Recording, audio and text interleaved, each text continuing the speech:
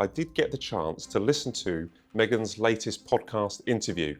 And I kind of almost choked on my little can of gin and tonic when I heard the line of her asking people to tell the truth about her. I don't trust a word that woman says. So I think that it is very, very low of her to insinuate that we should listen to her truth or she wishes that other members of the royal family told truths. I don't want to hear it from her. Actually, I think Samara and I and others do actually tell the truth about her, and I don't think she likes it very much. Yeah, so leaving the firm was worth a couple of Instagram posts. All right, Meghan. I mean, for me, that's just not good enough. I could just see a horrible revenge coming from those children. Yes. Should Prince Andrew be a member of this order? The royal family needs very good PR at the moment. He's not very good PR, and it's pretty much as simple as that in my mind.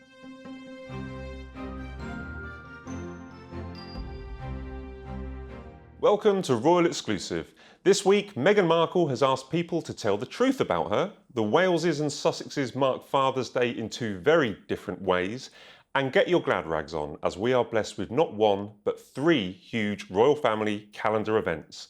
I'm The Sun's royal editor, Matt Wilkinson, and with me to discuss all that and much more is royal author and broadcaster Hugo Vickers and news commentator Samara Gill. Welcome, guys. Now, look, I went to Royal Ascot yesterday and I'm dressed like this because I'm back off to Royal Ascot as soon as we stop filming. But on the way back yesterday, I did get the chance to listen to Meghan's latest podcast interview. And I kind of almost choked on my little can of gin and tonic when I heard the line of her asking people to tell the truth about her. What do you make of this line, Samara? Because she has been accused in the past of kind of bending the truth a little bit. It was kind of a plea where she was saying she wanted to change the narrative, and the narrative would be she wanted people to speak the truth about her. Yeah, speaking the truth, how about that Buckingham Palace audit and Kensington Palace audit where that has been withheld and not shown to the public? I think that would have a lot of truths in it about Meghan and the bullying allegations or the revolving door of staff that she churns through, that she's had to sign NDAs. I mean, I don't want to listen to this woman about truth because the fact of the matter is she's a constant liar. Her whole brand is built on a spin of lies. And I don't trust a word that woman says. So I think that it is very, very low of her to insinuate that we should listen to her truth or she wishes that other members of the royal family told truths. I don't want to hear it from her. I really don't. Well, she was referring to 8 years ago. She said, my dear friend Serena told me years ago, a lie can't last forever. And she added 8 years ago is a long time, but not forever. She's trying to move forward, Hugo, but she is still talking about, still harking back to issues or problems that she had when she was in the royal family.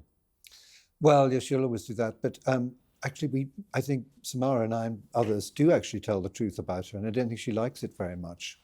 Right, I mean, that's probably one of the points. She did mention in the podcast that she was thick-skinned. Again, I did kind of raise my eyebrows a little bit about that. But apparently a failure is a win for her. She also said that, and she ought to know because there have been plenty of them. And then also she said at the very end, if you persevered, which was thank you very much for making me watch an hour and a half of this stuff, by the way. I really needed that. At the very end, she said that her 15-year-old self would be very proud of her present-day self.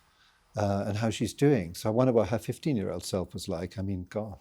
I don't think anyone's proud of their 15-year-old self. I mean, I don't understand what she was trying to say there. It was like the lack of authenticity in that interview was really palpable. Like Emma Grede is, who was the interviewer, she's such a self-made East Londoner who actually really fought for what she has. And she's really the brains behind a lot of big brands, you know, the Kardashians, etc., which is a little bit tawdry, but, you know, she really is someone who worked her way to be there. Meghan, on the other hand, really socially mountaineered her way to the top. So it's very difficult to take, you know, this authentic side that Emma was giving and this complete lack of authenticity that Meghan was showing in the interview. It was very hard to watch. I don't know about... So, guys, when I was listening to it, and I didn't get the chance to write it down, but I started keeping a tally of the amount of times she actually used the word authentic. She used authentic, authenticity. It was something that was scattered. I think it was an hour and a half long, and it was scattered throughout about talking about how authentic she was, how authentic her brand was. 25 times I counted. You did count, did you? Yeah, 25 because I have no life. But yeah, she probably said it more, but it was scattered throughout there, and it was like, that's the one thing you're missing, Meghan. Nothing is authentic about you. I thought it was rather interesting that Emma Grede did that. I mean, I personally, I hate to tell you, being sort of very old-fashioned, hadn't heard of Emma Grede, and I imagine she did this thing so that she would be, a lot of our people, the Meghan Markle people, would then watch her and say she'll also be better known. So now, and I was very impressed by her, and I looked her up, and she's done fantastic things, as you said. So what on earth she was doing, except somehow sort of, getting on the bandwagon with Meghan Markle, I don't really know. It inspired a thought to me, as I was listening to this. I thought, why don't I come here today and tell you about my toothbrushing experience, how I respect the toothbrush and how I throw energy into the brushing process, and how when I squeeze the tube, I'm connecting with life and sort of feeling getting the goodness coming out of it. That was what I ended up thinking at the end of this. In other words, what I'm saying, it's all psychobabble. Well, it's interesting. I came away from the thought thinking, I didn't feel overly offended by it. I was listening to if you came in as an outsider and didn't know the history of everything that's been going on, you would just listen to an entrepreneur talking with passion about her life and her business. And I think that the fact that we do have this long memory, she is trying to kind of change, as she talks, the narrative. And if she had come out with this interview 7 or 8 years ago, I think people may have been more favourable to her. I think it's because we still have the memory. We still know that everything that's gone on in the past. I think it's been such a wasted opportunity. She did seem to me as someone who was actually talking with passion about her business. The thing is, nobody would ever listen to Meghan Markle if it wasn't the fact that she'd married to Prince Harry. Exactly what you were saying. I mean, the social mountaineering. I mean, because she's married to Prince Harry, it gives it a soap opera quality which seems to appeal to everybody. Otherwise, no one would care about her. I mean, a lot of other people doing the sort of things that she does. I mean, sprinkling petals over salads and stuff. Well, I guess the newsline that came out of it was that the podcast is no longer. She's not going to do that anymore. So she said, I can only spread my jam so thin, which is some sort of, again, PR sort of line that she's probably been fed by a publicist. But she said that she doesn't want to do the podcast anymore because she wants to focus on her business. I mean, yet another business failure on a podcast that's about business. I mean, she really hasn't had a proper business for a year, so it was sort of weird to see her as a big juxtaposition of her sitting alongside this behemoth businesswoman who's self-made, and then her, as you said, who's just there because of who she married. Well, she sort of spoke about business as well, didn't she? She said that she's talking about she always wanted to do it when she was a child. She always had like some kind of stall, or would go to farmers markets, and talked about her grandfather and her mother running businesses. But she talked about that people would have thought that maybe she would have moved into fashion or beauty, or maybe acting. I mean, are you surprised that she's gone really full into this business idea rather than fashion, beauty, or acting? Nothing surprises me. And I mean, she's said something about broadening out and coming out of the kitchen and into the drawing room or something. I don't know what she's going to do next. I mean, but at the end of things, and the problem with her is that she's gone down the celebrity route and taken Prince Harry with her. And celebrities have to keep reinventing themselves the whole time to keep in front of the media. And I predict that at some point the world will actually get bored with Meghan Markle, because she's not going to come out with anything new, because eventually she'll run out of new things to come out with, and then the world can get on with more interesting things. That's what I think. Well, another aspect that I remember was that she said that having her social media, having her Instagram, really gives her ability to share her voice. I'm just going to pick up on that because we've heard a lot from her this year. I started writing down, we had a People interview way back in January. We had the interview with Jamie Kern-Lima. We had this one. We've had the podcast. We've had the With Love Meghan show. I mean, she has a loud voice, doesn't she? Yeah, I mean, I've got massive fatigue from the amount of stuff that she's foisting on us. It feels like every other week she's on this sort of unknown person's podcast, or somewhere making a post, or at a concert broadcasting her entire life out. I mean, for someone who yapped about privacy for so long, she's basically got the opposite of it. I mean, the videos that she's been releasing are very, very private moments, and the things that she's saying on camera are very, very private things about her life. So I'm really confused about how she's going to navigate the next couple of years and the next couple of decades if this is how much content she's putting out into the ether every single day. I mean, the audience is fatigued. I don't even know how she would feel, and it's a very concerning and weird strategy, I must say. Well, she says her Instagram page, she finds it liberating. And I've got written down here, she said she believes it's a place where she can share on her own terms. Remember, she doesn't allow comments. You're not allowed to comment, but this is a place where she says, she feels liberated. She feels free to share with everybody. So there we go. Yeah, so leaving the firm was worth a couple of Instagram posts. All right, Meghan. I mean, for me, that's just not good enough. Now talking of leaving, we ran an exclusive in the Sun on Saturday about 4 members of staff that have left Sussex Employ. Now, these were 3 very well respected, very professional comms staff, 2 communications directors, 1 based here in the UK, and also the person who was initially behind Meghan's Instagram page until recent weeks, where they've now joined Method Communications. They've got this whole new body of team that were behind the twerking video. How do we feel about this change of direction for the Sussexes, guys? Well, I mean, it happens the whole time, doesn't it? She can't keep staff, and that's always a very bad sign. And that goes back for decades. Well, not decades. It goes back for years, though. I mean, everyone leaves. I mean, she's obviously a nightmare to work for. And I mean, I've told this story before, but, you know, first time I heard about it was when she was rude to the gardener when she was at Frogmore Cottage. And the head gardener went and complained to the Queen. Queen drove down in her Land Rover and ticked her off. Oh, wow. But that's ages ago. You know, who would do that now in this kind of situation? There isn't anyone to drive well, down no, she just sacks, Montecito and no, she just sacks people and then gets new people, and that's just the same as all these new projects. I mean, she can't keep people. It must be very difficult for them because as she's always changing direction, it must be very difficult for them to navigate actually what's going on. And then the moment something goes wrong, she blames probably somebody and chucks them out and gets a new person, and so it goes on.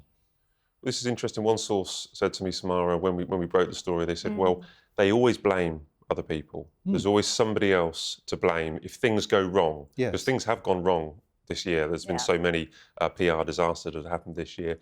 Is there maybe a time where they stop blaming their comms chiefs and maybe start looking at themselves? It's a great question. I mean, their entire life is built upon the blame game and this victimhood that they perpetuate. I mean, they put it on their own family. They put it on their staff. Their staff are a revolving door of, as you said, Hugo, very qualified people who have worked in very high pressure environments, Meta, Apple, you know, Facebook. It's ridiculous that they aren't able to hold them, or Meghan isn't able to manage people properly. And not to go back to the podcast, but she said this very interesting quote. She said, "I no longer value decision made by committee," which basically means I don't care about what anyone else thinks anymore. I'm not going to consult anyone. And I basically am a one-man show and an echo chamber, which really does go to the whole dictator in high heels claims, you know, the accusations of bullying and the way that she manages her staff just being absolutely perilous. So we think going on that line then, do we think that the twerking video, which we are told is, you know, all to do with this new super duper dream team that they've brought in that knows how to get content online. I mean, it had 42 million views. That will be viewed as a success in Montecito. Do we think that Meghan is the I think ideation she used in this podcast quite a lot, which I had to Google. But do you think she comes up with all the ideas? Do you think she was behind that twerking video, as you pointed out, that she doesn't want to do things by committee? Or do we think that this whole new team that she's brought in that's coming up with fresh ideas are the ones that have really given fresh impetus to her social media? I mean, it was so left of field to see that twerking video. I know we've spoken about it a lot and everything like that, but it was such a change from the sanitized linens and cherry picking and fruit picking in the forest of Montecito. Then to see that twerking video with the random sound over it, it's such a sort of swerve in the other direction for her brand and her social media page. I know that it did get a lot of traction and that's kind of what she wants at the end of the day, but... This has been happening last couple of hours, and some more information might come out in the next couple of days. But Tyler Perry, very well known in the US, a very world famous, well-respected TV producer and film producer. There have been some sexual assault claims made by him. It's a chap called Derek Dixon, and it's a $260 million lawsuit. And I'm going to say it's interesting because he is Lilibet's godfather. He revealed this on the Netflix show. He appeared as a character witness for Harry and Meghan in their 6-part show. This throws all sorts of issues, legal issues as well, commenting on it because it might develop over the next couple of weeks and days. But what is the importance of a royal godfather, Hugo? Well, I mean, godparents are there to sort of mediate with the parents. I mean, in a sense, a godparent, one of the great things, of course, the real mission of a godparent is to make sure that they're sort of brought up in a Christian way and then sort of confirmed at a certain age, that we know. But also godparents can be very useful in sort of mediating between parents and saying, well, he said that? Well, wait a minute, I can tell you a few things about what he was up to when he was young. So that's usually they're usually chosen as really good family friends, not as sort of celebrities and sort of figures like this. But it doesn't really mean anything particularly. I know if the Queen, Elizabeth II, was a godparent, one of the things she would do would be to go normally to the wedding of the godchild.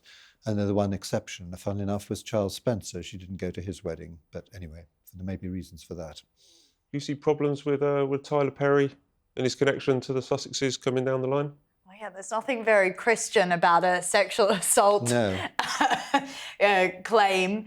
And I think that it's just one other damaging thing to add to their now war chest of things that have been a problem for them. And, you know, they loved using Tyler Perry's resources. They loved using his house. They loved using his plane for the freedom flight that they speak about. I'm sure that victim didn't have much freedom in his situation. We'll find out. Obviously, it's all accusations at the moment. But I just think that it shows the type of people that Meghan likes to surround herself with. And I think it is damaging to their brand yet again, because he was meant to be their closest friend. And as you said, someone who, you know, stood up for them while they were leaving the royal family and on this whole champion trip abroad. So I just think that it's really, really not a good look for them. And let's see what will come out of this. I think if accusations of this kind in court, this kind of legal writ had been made against Prince George's godfather or Prince William's godfather, Can you imagine? It would be a huge story.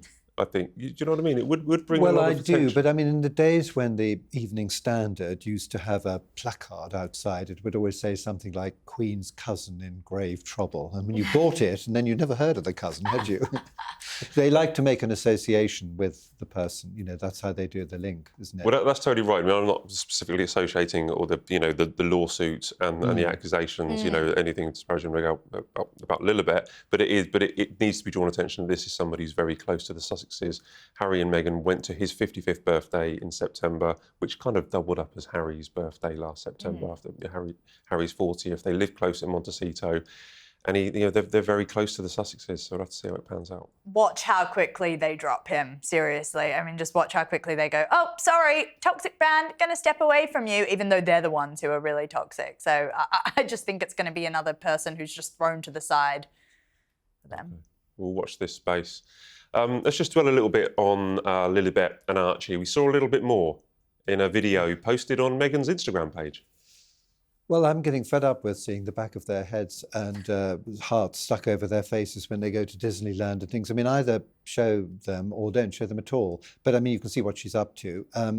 I just think there's going to be a terrible revenge when those children grow up. I mean, I don't know about you, but I would be very annoyed if I found that I'd been used in all these posts in a strange way by my parents. And equally, they're also going to grow up at one point and discover that they never knew their grandparent, their grandfathers. I mean, Mr. Markle, I personally think of course, he's a broken man, but he's a rather sweet man, actually, and he did a lot for that girl when she was growing up. Don't you think? Everything I spoke to him a couple of days ago, actually, and he's just absolutely still distraught about the fact that he still doesn't have contact with Meghan. And then, of course, they will also wake up to realise that they could have been, the cousin to Prince George, the future king, and they could have been over here having a nice time, and with the other children, their cousins, they aren't going to know them. I mean, the only hope in that direction, if I'm sort of, being serious and sort of less aggressive about it, is I think Princess Eugenie could do quite a lot, because she's obviously the one who's close to Prince Harry, and if do you remember all that Portugal business? They were going to buy a house and things, and if those children that met Eugenie's children, then perhaps eventually they can meet, Prince George and the others. But I don't know. It seems I think I would be. I could just see a horrible revenge coming from those children. Interesting. Well, look, at the Platinum Jubilee several years ago, I took a wrong turn after one of the events, and I walked into an area I wasn't meant to be. And Peter Phillips' children, Mike and Zara's children, were all playing around, jumping on each other, jumping on Mike's back, jumping on Peter Phillips' back. And it was actually a really kind of joy to watch. And that's what occurred to me there. I thought, well, wouldn't this be great if Lilibet and Archie could hang around with all their cousins? And I mean, I've said it before, but the Queen always had somebody with her when the Sussexes came to see her to stop them taking photographs and, exploiting the situation. I mean, it's pretty interesting, this new Instagram PR strategy, though. I must say, I know we talk about the backs of the children's heads. The children's faces were front and center of those videos. So it seems like this new PR team has just chucked everything that she previously had out the door and said, no, we want you twerking, we want the kids' faces, and we want everything out there, and we want the public to be able to dissect it. So that's a very interesting sort of shift for that brand, Meghan and Harry. And I really think that that it's tragic that the King and Thomas Markle Sr. were not included at all and are not in the children's lives. It's really a tragedy. Well, because we had the contrast there with Williams, where we had two pictures of all his three children. There was a before and after, wasn't there? There was a before where they were all pictured cuddling their father, and then they've got him on the floor and they're having a little bit of a play with him. And what did you make of the contrast between those two? Do you remember the royal wedding pictures that Patrick Litchfield took? Again, there was a moment when he said, "Okay, guys, it's all over," and they all flopped down together, and he took a quite sweet picture of everybody, all the bridesmaids and everybody all sort of tumbling over each other. Yeah, I mean, it's completely different. And of course, I've said this before too, but can you come back to Mother's Day? I thought you celebrated your own mother on Mother's Day, not yourself as a mother. And again, we've got Prince Harry as a father being celebrated. So she obviously is not going to celebrate either the King or Mr. Markle. So, yeah. Not her own father who paid all her school fees. Exactly, and took her on the set and everything. And, you know, and just go back to, sorry to keep going back to the past, but why did Mr. Markle never meet Prince Harry? And there can only be three reasons for that. One, that she was ashamed of him, which I think was a bit pretty unattractive. Two, possibly that she thought he'd done something. But when Prince Harry rang Mr. Markle up and asked if he could marry his daughter, he said, "You can marry her as long as you never raise your hand against her." And of course, we don't talk like that. So maybe he lives in a world where people have done that sort of thing. I dispute that as well. I don't think that's the case. The third reason is that I think she was worried that he might actually have warned Prince Harry that this is not what you're getting, this girl. They're not two normal families, are they? They both married into. I mean, let's be honest. That both families have quite a lot of history. They've got a lot Mr. Markle should have been at the wedding, and they should have flown him over and stuck him in a health farm in the Shetlands or somewhere. Prince Harry should have gone up to see him, and if he couldn't have walked the aisle, he should have been sitting there, because as you rightly say, he did a lot for that girl. She even admitted it in the early days before she distanced herself from him. He lives 3 hours away. There is no excuse. And actually, I have to say, it's pretty, some of the circumstances that he's living in compared to the riches that Harry and Meghan have is appalling. And I will always defend that man, because I think that he has been absolutely wronged by that woman. He's in the Philippines now, correct me if I'm wrong. He's in the Philippines, yes. He is there with Thomas Markle Jr. and they're just trying to get away from it all. When we talk about privacy and, you know, Harry saying, "Oh, I want security," they have been hounded.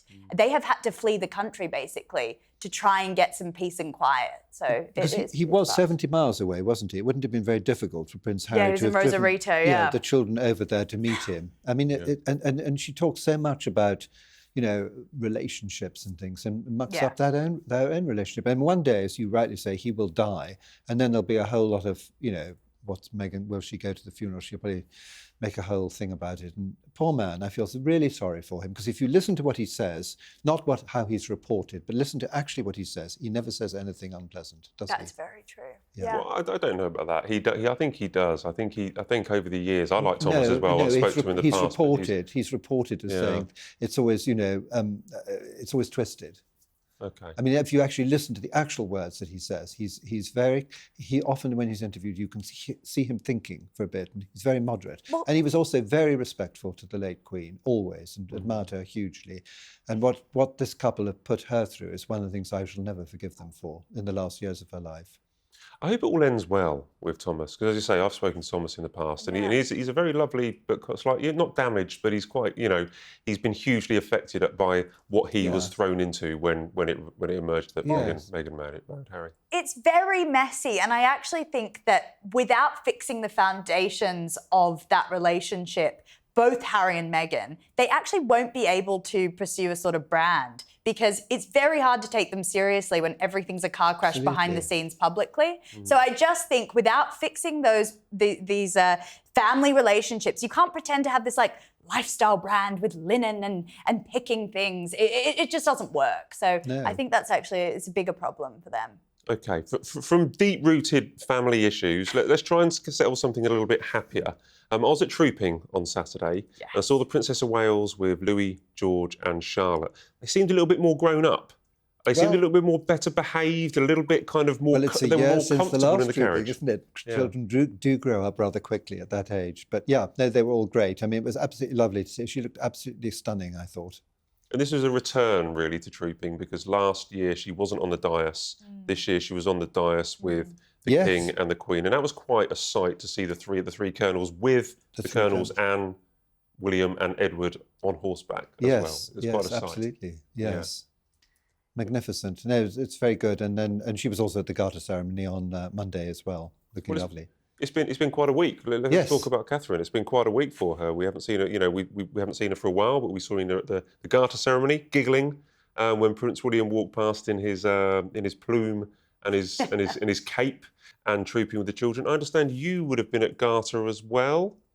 Yes, I hate to tell you, I've been to every one since 1965, but that's just one of those things. It's an achievement. Gosh, yeah. Nobody else has, I can tell you. Yes. And how welcome was it to see the Princess of Wales back this year? Because she wasn't there last year. No, it's always wonderful to see her back. I mean, that's the great thing. She's really the great hope of the future, isn't she? She's the real star. She's the biggest star in the royal family.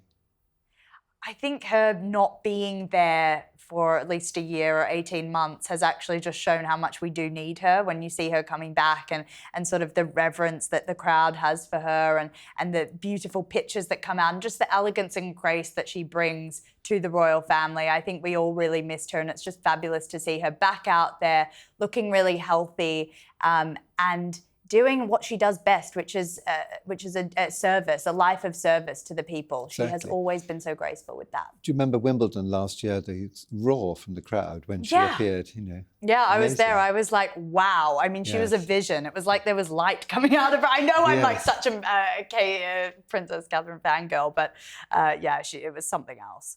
But this is really the season, isn't it? As I say, I pointed out we had trooping. Let's talk about the three children just briefly, Louis, George and Charlotte. And I say that they were kind of better behaved, but they feel a little bit more comfortable on the main stage now.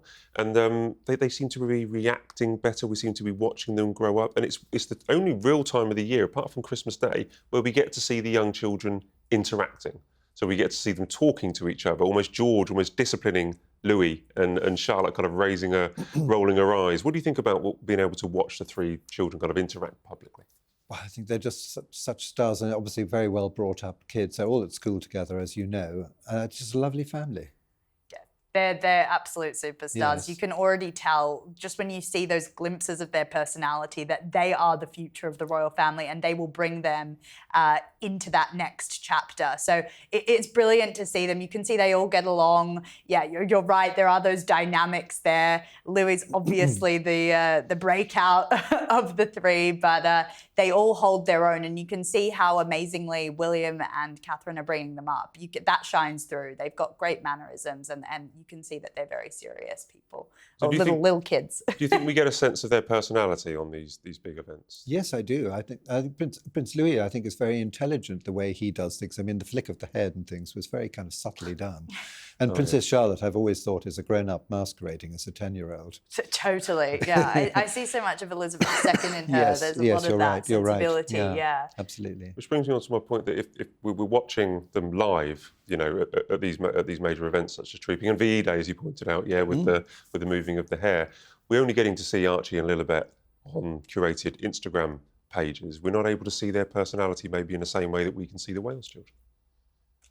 No, well, they're out, aren't they? I mean, that's another world. But I mean, apparently they're called Prince and Princess these days, which I'm sure will help them enormously when they're at school in a dangerous situation. I mean, it's all ridiculous. I think it's not fair on them because actually the media will get to dictate what their personalities are because Meghan hasn't shown any of it. So when they're a little bit older, maybe when they're rambunctious teenagers, all it's going to be is probably paparazzi shots of them coming in and out of maybe a club or a dinner, and then we're going to decide who they are. And that's actually not fair. And I think Meghan and Harry, because of their paranoia, are setting them up for failure. And I'm really, really worried about what the future will bring for those kids. And it is quite tacky as well, just these Instagram reels with cheap sort of music over them. That's all we get to see. I'm not very comfortable with it at all.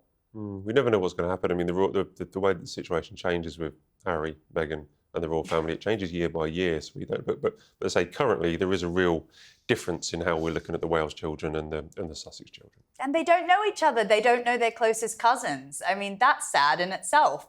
Those are possibly the people that they would relate to and they don't have any contact with them. So it's sad that they're not all growing up together. I think Princess Diana would have wanted to see that, and it's just it's very depressing, honestly. Now, one of the other royal events that have been happening, as we mentioned, you were at Garter. I was there on a press stand watching everyone go past, and it's beautiful. Everyone's sitting out on the lawn, and it's a real fun day. One of the people who weren't there was Prince Andrew, but he did go to the lunch, so he did pop up to the private aspect, but he didn't come down the hill walking with the King and all the other royals and all the other Order of the Garters. But he still has his award. Do we think that that should be removed? Or if he's not allowed on the parade into the public aspect, should he continue to hold it? Of course he should. He's never been found guilty of anything. If you look at the statutes of the Order of the Garter, just to be very boring, the reason that you lose it is for high treason or doing something against the sovereign. The only people who've had their garters taken away in the last century, let's say, were the First World War, 8 people like the Kaiser and the Emperor of Austria because they were at war with us. The Second World War, Emperor Hirohito of Japan, because Japan was at war with us. And his garter was later restored in 1971 when he came on a state visit, because obviously if you invite somebody on a state visit, you don't insult them. I mean, you say that he was slipped back into the order, and subsequent to emperors of Japan are presently in the order. No, of course he shouldn't. And he wore his garter robes at the coronation, but he goes to the lunch and he goes to what they call a chapter. They didn't have a chapter this time because they weren't investing any new knights. So he does all that privately, but it's, if he was in the procession, then people like you would be saying, what's he doing there and why should he be allowed to be there? So he doesn't appear in public. Samara, correct me if I'm wrong here, but it is the most chivalric order in the UK. It dates back about 700 years. It's kind of built on the idea of the knights and the round table. I mean, should Prince Andrew be a member of this order? I mean, what he's given the sovereign is a bunch of big headaches. I mean, he's really caused the royal family a lot of problems, and he is a non-working royal. So I actually do think he should be retired from these type of events. I think that he should probably just exist in the shadows a bit. I mean, I do agree with you, Hugo, that he hasn't. And he has been retired from. And actually, if you think about it, it's very. You always going to tell say anything nice about Prince Andrew, but I mean, when he was asked to step down, he quietly stepped down. I mean, he doesn't come out on these occasions. I think that he hasn't. The royal family needs very good PR at the moment. He's not very good PR, and it's pretty much as simple as that in my mind. He needs to step out, and he kind of has, but he's still showing up for the food at the events. So he's kind of like, he's kind of like the uncle you can't get rid of at this point. No, I'm a bit like, come on now, like, stay home. I think what they've done is actually. And the king obviously eventually will have to look after him because he's his brother. And actually what he does is he includes him in private events, family events and all those sort of things, but not in state ceremonies. He doesn't, he lost his position as Colonel of Grenadier Guards, and so he doesn't take part in the Trooping the Colour. He doesn't even go to the Trooping the Colour. He stays at home on all these occasions. And I think that's right. And then there was this sort of whole thing like, should he go to Christmas Day service with his family or Easter Day service? Well, he'd be criticised if he didn't go to church. I mean, maybe it's good for him to go to church. What does it matter? Because we will be asking this question, or people will be asking this question every year. Yeah. And I don't think he will lose his membership of the order. No, he I don't won't. think it's a huge decision to make. I don't think it will happen, but people will, look every year and think, well, because we saw him going towards and having getting the car to the chapel and not being seen in public, but having the lunch. People will ask the question every year, and if they were to move and get rid of him, then it would just kick everything up again. So let's just leave it. Just let it lie. I agree. The Duke of Windsor, for example, after he'd abdicated, he kept his garter, his banner hung in the chapel until the day he died. He had a new banner, actually, specifically as Duke of Windsor. Okay. You mentioned about headaches earlier. There'll be a few headaches at Royal Ascot. I say the reason I'm dressed like this because I will be going again. It today. Wasn't the gin and tonics. It wasn't the gin and tonics yet.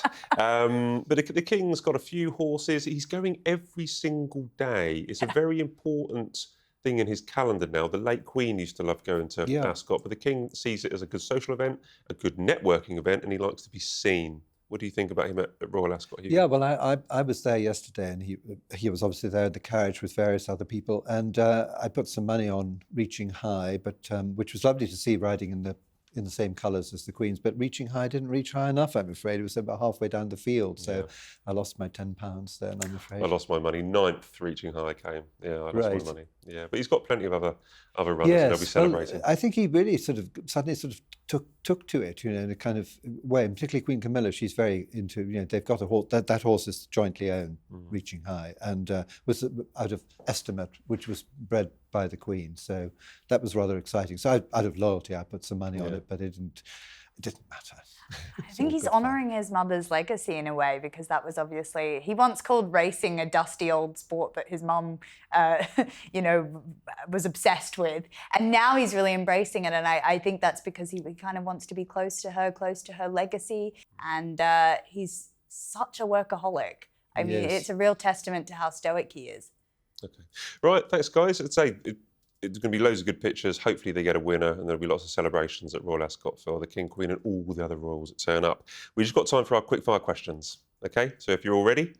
If you could name a horse for the King and Queen to run at Ascot, what would you call it? Perseverance. You're going to hate this. Go on. The Other Woman. Wow. Do I have to come Explain. up with it? Is there any explaining to do? King and Queen own a horse. It's nice for them, but that's their story. But also, it's an iconic love story that I back up. I love them together, and I think they just get better and better year on year. So, maybe a little cheeky twist. You know how horses have those names. The Right Woman. The Right Woman. Yeah, that's probably better. The Right Woman. Yeah. Yeah. Are we digging a big hole for ourselves here, Hugo? The one. I didn't think it was going to be such an incendiary question. What industry should Meghan pick and stick to? Silence. I mean, industry, but that's not going to pay the bills, though, Hugo, unfortunately, is it? Well, I bet you that the bills are quite high, actually, as well. Whenever you see, him arriving at an airport, there seem to be a couple of Range Rovers, a lot of people running around. That must be expensive, and the security and all those things that he pays for. Yeah, I don't know what she should do. But I wish she would keep quiet. That's the main thing. And I wish we could keep quiet talking about her, but I suppose we won't. Samara? Mountain climbing, like I mentioned earlier, that would be quite a good sport for her to take up, quite maybe a good career. And probably like a pyramid healthcare scheme. I can see her running that. Okay. Like powders online of sort of matcha powders and different health things. I guess it's not too different from what she's doing now. Okay. All right. But See where you're going with that. You'd have her going on sort of ballooning expeditions and safaris with wild animals around the place and sort of... That'd be Harry, I reckon. That's what he would love I think to I do. see where this is going. I know. This is going the same way as the horse names. I think we need to draw a line underneath it now. Right. So if you had to work for the Sussexes, what job would you apply for? Oh, well, it wouldn't last very long, so I could apply for any job I liked, I suppose. I don't know. It might be quite fun to be the butler, because then you could hear their illuminating dinner conversation, couldn't you? I agree. I mean, I was thinking about this, chief exit interviewer, because I think that is a very in-demand and always being used job. I mean, they've got constantly staff in and out. So I'd just want to be doing the exit interviews and getting all the scoops. Right, that's a good idea. With human resources, you'd be very busy, wouldn't you? Be booked and busy. Doing all the payoffs and things. Yeah. Yes, working out how much they had to get in redundancy pay. You'd be very busy. Yeah. Yeah, well, they're not there for long, so not too much redundancy, yeah. Brilliant. Well, excellent answers all round. Thank you very much. Really appreciate that. We went through a lot, so, it was a very busy week. So thanks for everything you contributed. Right, that's all we have time for on this week's Royal Exclusive. Thanks so much for watching. Please leave your comments as we do read them. And don't forget to subscribe so that you never miss an episode. We'll see you next week.